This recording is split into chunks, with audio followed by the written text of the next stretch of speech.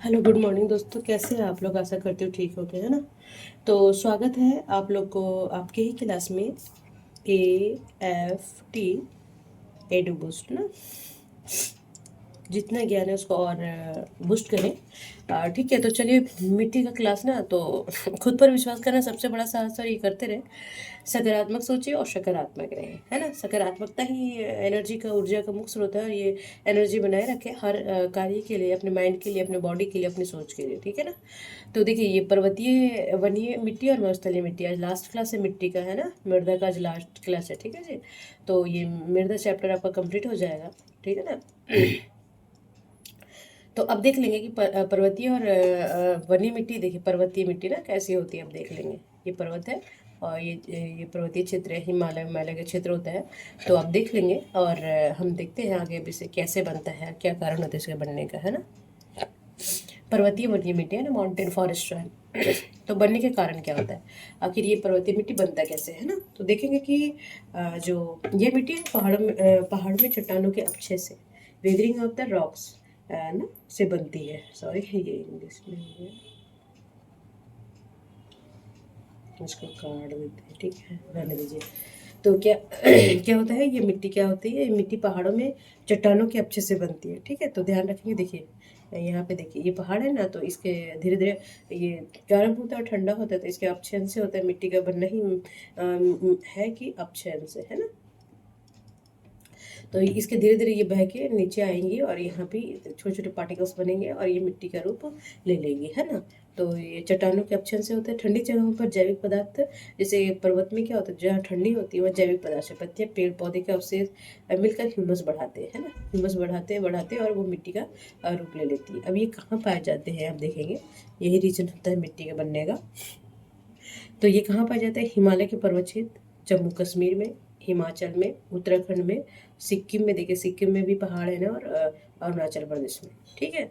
तो ये कहाँ मिट्टी पाई जाती है, किस किस रीजन से जैविक पदार्थ होता है, ह्यूमस बढ़ाता है, और जो चट्टाने होते हैं, जो चट्टाने होते हैं उसके रॉक्स से, जो अपक्षय से बनता है ना।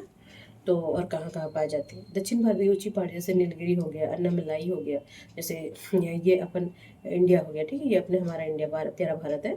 तो नीलगिरी पहाड़ी यहाँ पे है, अन्नामलाई पहाड़ी है। तो ये पठारी क्षेत्र में ह्यूमस और जो पठार का अपक्षयन होगा वहाँ बनेगा, और सिक्किम में बनेगा यहाँ पे, और अरुणाचल प्रदेश में बनेगा, और कहाँ पे है, जम्मू कश्मीर में बनेगा, ठीक है, हिमाचल, उत्तराखंड और ये सब एरिया में ये फॉरेस्ट वाला मिट्टी बनेगा, ठीक है ना। तो ये ध्यान रखेंगे। देखिए ये है मतलब कि क्या बोलते हैं, ये है कौन सा मिट्टी, हाँ सॉरी, पर्वतीय मिट्टी है ना। तो ये सब देखिए, जो ये ग्रीन ग्रीन जहाँ दिख रहा है ना, तो थोड़ा इधर नीलगिरी पर्वतीय थोड़ा थोड़ा पाया जाता है ना, ये सिक्किम देखिए, ये वाला पोर्शन ना, ये अरुणाचल प्रदेश का जो फॉरेस्ट एरिया ज़्यादा है, जहाँ पठार है। अब मान लीजिए नीचे नहीं है पठार, तो कहाँ से बनेगा। तो ये पूरा हो गया, ये जम्मू कश्मीर हो गया, लद्दाख हो गया, और हिमाचल प्रदेश का ये उत्तराखंड का पोर्शन आ गया। तो यहाँ पूरा एरिया पे क्या ये है, पर्वतीय मिट्टी है ना। तो पर्वतीय मिट्टी ये पर्वतों के अपक्षय से बनता है, और ह्यूमस वाले जहाँ जहाँ ह्यूमस ह्यूमस पाया जाता है वो बनता है, ठीक है। तो ध्यान रखेंगे, ठीक। और ये वाला पोर्शन ये सिक्किम पूरा है ना, और यहाँ थोड़ा सा नीलगिरी पहाड़ी वगैरह में भी पाया जाता है, ये ध्यान रखेंगे, ठीक है। अब इसमें क्या पाया जाता है, ये भी पूछता है कि ह्यूमस जैविक पदार्थ अधिक पाया जाता है ना, क्योंकि देखिएगा वहाँ पेड़ वेड़ बहुत होते हैं तो वो सड़ते गलते हैं, और जीव जंतु भी होते हैं तो सड़ते गलते हैं, तो वो ह्यूमस बनाते हैं, ह्यूमस अधिक पाया जाता है, वो काफ़ी उपजाऊ होता है। और इसमें कमी क्या पूछते हैं, देखिए कभी कभी कमी पूछता ही है, पूछता है, यही सब ज़्यादा पूछता है कि इसमें क्या कम होता है, क्या ज़्यादा होता है, क्या नहीं पाया जाता है, क्या पाया जाता है ना। तो इसमें क्या आता है, पोटास नहीं पाया जाता, कम ज़्यादा हो सकता है थोड़ा मोड़ा, मगर मेन है क्या होता है कि नहीं पाया जाता है ना। तो पोटास और चूना पत्थर नहीं पाया जाता है, लोयस होते हैं, थोड़े थोड़े मात्रा में होते हैं, ठीक है। और क्या नहीं पाया जाता है, अधिकतर जगह में उर्वर नहीं होती है, क्योंकि अधिक ढलान पर उपजाऊ परत बह जाती है, नाइट्रोजन और फास्फोरस की कमी होती है। भारत में देखिएगा अधिकतर मिट्टियों में क्या होगा, अधिकतर मिट्टियों में क्या पाया जाता है, इसमें नाइट्रोजन और फास्फोरस की कमी पाई जाती है ना। मोस्टली सारे मिट्टियों में ही इसका कमी पाया जाता है। तो एक दिमाग में सोच लें कि अगर कुछ नहीं आ रहा है कि कमी कहाँ पाया जाता है, तो ये सब लगा देंगे, है ना, नाइट्रोजन और फास्फोरस। तो इसमें ये नहीं होती है। कहीं कहीं क्या होता है कि मान लीजिए पठार है, ठीक है, तो ये मिट्टी बनी और ये ऊपर से बारिश हुआ तो ये क्या होता है, बहा के नीचे ले जाता है, तो इसका जितना भी ऊपरी परत होती है वो बह जाती है, तो नीचे का पठार पठार रहेगा, तो ऐसे भी वो उपजाऊ नहीं रहेगा, है ना।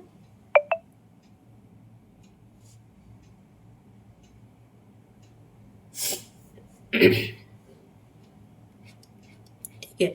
अब ये किन फसलों के लिए उपयुक्त है, तो ये किन ढलान वाले क्षेत्रों में केवल झूम खेती और बागवानी खेती। देखिए झूम खेती मैं पढ़ाऊंगी, जब मैं बागवानी एग्रीकल्चर पढ़ाऊंगी, ज्योग्राफी का कृषि पढ़ाऊंगी, तो झूम खेती में थोड़ा सा बता देती झूम खेती क्या होती है। कि अभी जो पूर्वी क्षेत्र है ना, पूर्वी भारत में इसको एमपी में दूसरा बोला जाता है, पर ये ज़्यादा फेमस है। झूम खेती क्या होती थी, पूर्वी भारत के लोग जो शेड्यूल्ड ट्राइब वाले लोग होते थे, वो क्या करते थे कि पेड़ों को, जैसे ये पेड़ है ये सारा, तो यहाँ पे काट देते, ठीक है, ये पेड़ को काट के यहाँ पे कृषि योग्य भूमि को बना देते, ठीक है।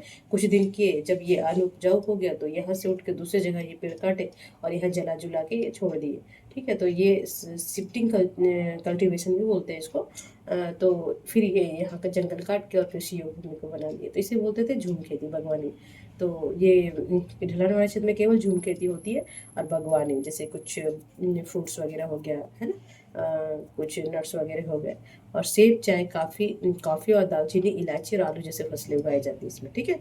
तो सेब भी उपजाया जाता है, देखिएगा हिमाचल हिमाचल में हो गया, और क्या बोलते हैं उसको, उत्तराखंड के और जम्मू कश्मीर में हो गया, और सिक्किम वगैरह में हो गया। तो सेब सेब और चाय, जो पूर्वी क्षेत्र में चाय, कॉफ़ी और दालचीनी वगैरह, इलायची वगैरह उपजाया जाता है, ठीक है, ये ध्यान रखेंगे।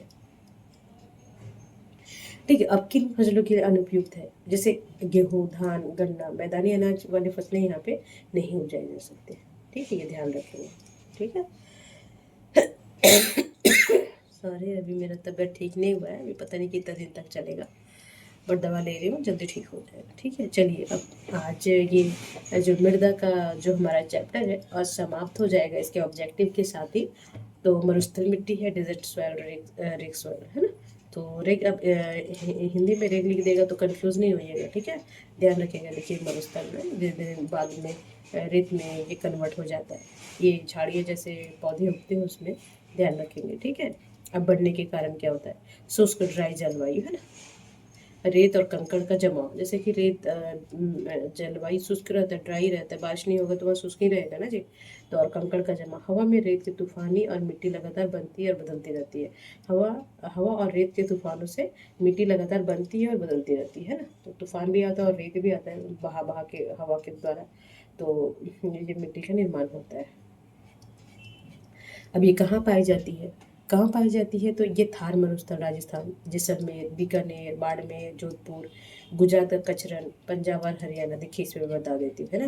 जैसे मान लीजिए कि ये वाला क्षेत्र है, ये वाला, ये जैसलमेर हो गया, है ना, ये राजस्थान का जैसलमेर हो गया, बीकानेर, बाड़मेर, जोधपुर, ये सब पोर्शन ना, ये सब वही वाला पोर्शन है राजस्थान का, ठीक है। अब देखेंगे कि जैसलमेर ये वाला बहुत बड़ा एरिया है, तो यहाँ पे शुष्क और पाया जाता है।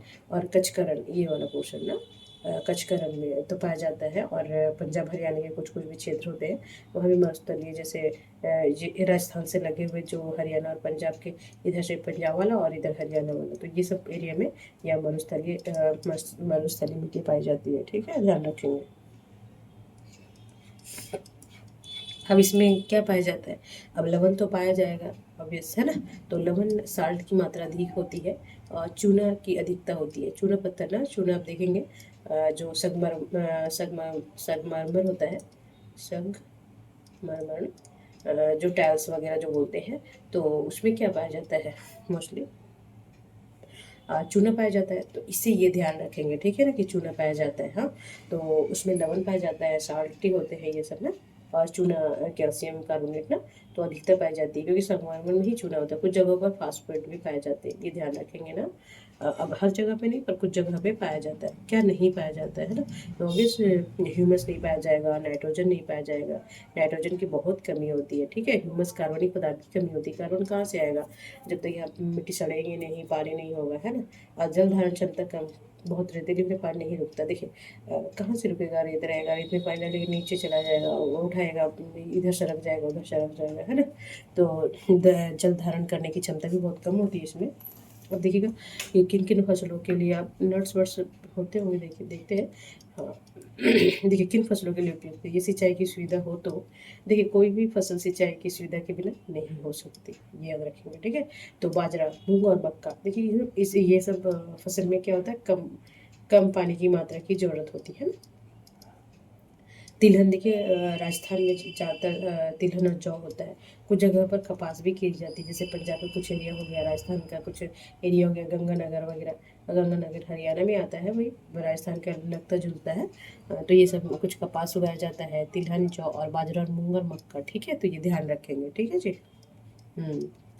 और किन फसलों के लिए धान, गन्ना, गेहूँ जैसे पानी अधिक मांगने वाली फसलें, जिसमें पानी का अधिक मात्रा लगता है, वो फसलें यहाँ नहीं उगाई जा सकती हैं। तो देखिए आज ये मिट्टी का लास्ट चैप्टर था, और पर्वतीय बनी मिट्टी और मरुस्थलीय मिट्टी। तो कल मैं इसका ऑब्जेक्टिव अपलोड कर दूंगी। तो अब इतना बना लीजिए, तो मिट्टी से कोई भी क्वेश्चन, देखिए पढ़ना तो भी कहीं से पढ़ ले, तो उसको बार बार रिवीजन कीजिए। मैं एक एक चीज़ पढ़ाई हूँ, इसमें क्या पाया जाता है, नहीं पाया जाता, कहाँ मिलता है, नहीं मिलता है ना।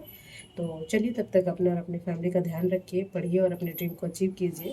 लगातार करिए, थोड़ा थोड़ा। देखिए बोलते हैं ना कि कड़ी मेहनत का कोई विकल्प नहीं होता, आज का दर्द कल की ताकत बनेगा, है ना। तो देखिए कड़ा मेहनत है ना, आज ना कल आपको सफल जरूर बनेगा, है ना। तो उसको कंटिन्यूटी और हार्डवर्क, है ना। और सही सही, अब कुछ भी पढ़ लिया वैसे तो नहीं होगा ना। तो मेरे क्लास भी आप देखते रहे, और थोड़ा लाइक और कमेंट कर दिया करें, ये मेरा मोटिवेशन है। जैसे मैं आप लोग को थोड़ा मोड़ा मोटिवेट करती हूँ, तो वैसे भी मुझे मोटिवेट कीजिए मेरे लाइक और कमेंट करके, है ना। तो चलिए, तब तक अपने और अपने फैमिली का ध्यान रखें, सकारात्मक सोचें और सकारात्मक रहे। खुद पर विश्वास करना सबसे बड़ा साहस, और ये करते रहे। तब तब तक के लिए नमस्कार।